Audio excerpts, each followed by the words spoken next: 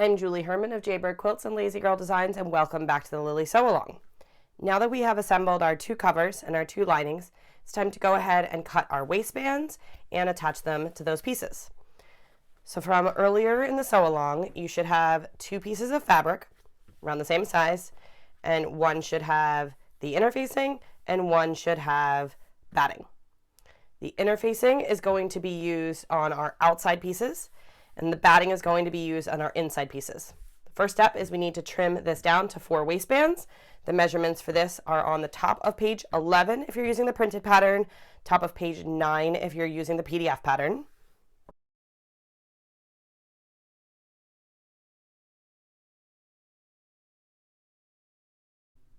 I've got my waistbands cut, and it's time to go ahead and put them on.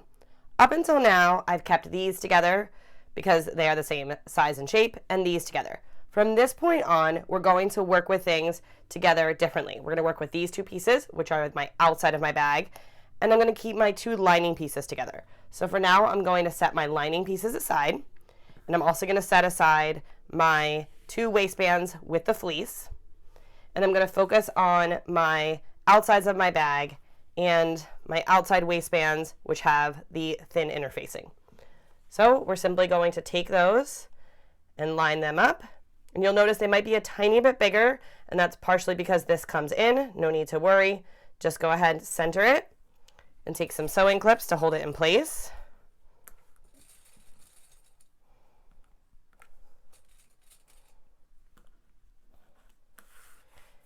And this one, you don't want to iron or press further down because you want a gentle drape.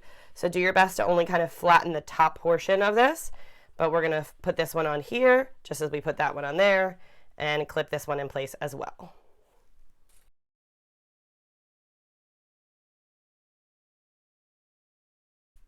And now I'm going to do the same process with my two lining pieces. So these are my waistbands that have the fleece. So this specifically is fleece to fleece. So this is the thickest one of all the ones that we'll be working on. And just take a couple sewing clips, clip it in place.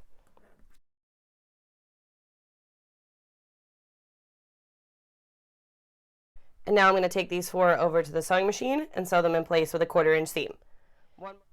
I'm simply now going to sew each of these in place with a 1/4-inch seam. I'm using a standard 2.5 stitch length, and I am using my walking foot since I do have multiple layers on many of these pieces. And I will backstitch at the beginning and the end of each seam.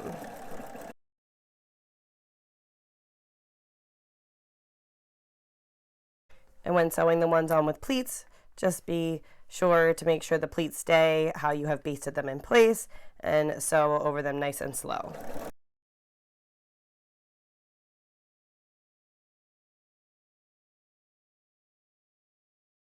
And now for my last piece, you might notice some stitching here.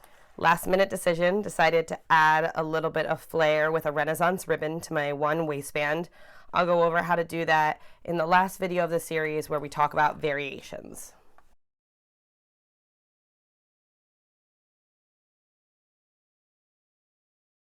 After sewing on all our waistbands, it's time to press and top stitch. Directions for this are on the top of page 12, page 10 if you are using the PDF pattern. And I could turn my iron on, but I find that I am able to finger press this well enough at my machine so that I can just go ahead and do my top stitching. So just a quick reminder, it's included in the directions, but when you have the fleece, those are pressed down, and when you have the interfacing, those are pressed up. So I'm going to start with this one that is pressed down, and my top stitching is going to go over my pleats. And to do that, you just want to go nice and slow, about 1/8 of an inch from the seam. The first 2 are easier. The second 2, it can get caught, so we want to just go nice and slow. And just as I did with the pockets, I'm going to start my top stitching on the edge of my bag so I don't get that nest of threads right where I'm going to be seeing everything.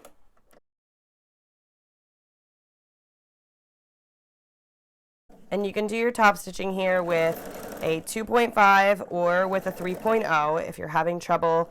Lengthen your stitch length a little bit. And also keep in mind this is the lining, so this one is not as crucial.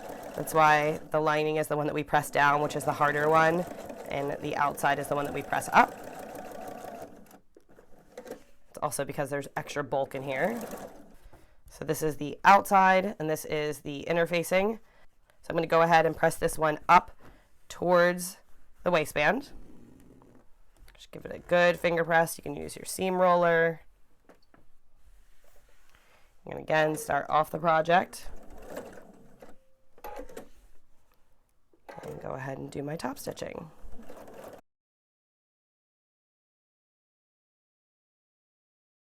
I do make sure to trim all these excess little threads.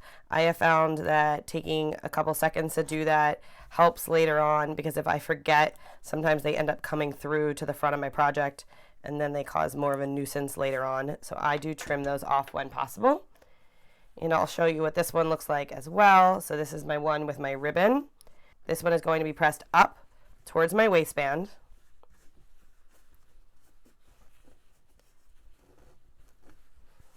And just as I did with the previous two, I'm just going to top stitch this one in place as well.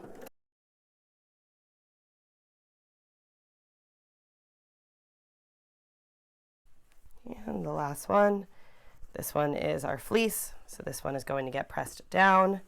And this is the bulkiest of all of them because this is the fleece to fleece. So if you feel like you need to, go ahead, turn your iron on. Just give that a nice press and top stitch this final piece.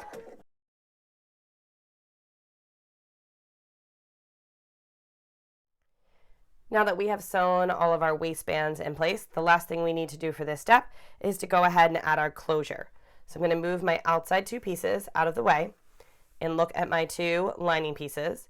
And the directions for this are on the top of page 12, page 10 if you are looking at the PDF pattern. And the pattern goes over how to use Velcro, which is often also called hook and loop.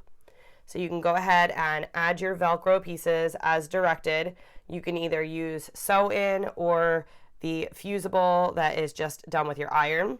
Follow the directions for whichever one you do. Or another option is you can use a magnetic closure. I love these from By Annie. It's simply two small pieces of plastic with magnets embedded in them, and they're pretty strong, as you can see. And what you do is you sew them to the inside of your bag and the magnet works through the fabric. So instead of doing this, what you would do is flip these pieces over, and the same height placement that we would do with these, we're going to go ahead and place this piece here and this piece here. And it helps to use either a zipper foot so that you can get close to the magnet, sew around, or move your needle as far as possible. But just go ahead and sew that in place. And then when they're together, it holds your bag closed just like this.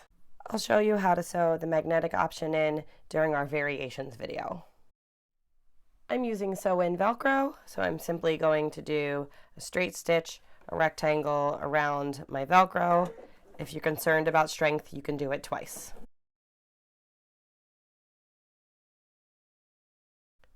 I'm going to repeat the same steps around the other piece of Velcro.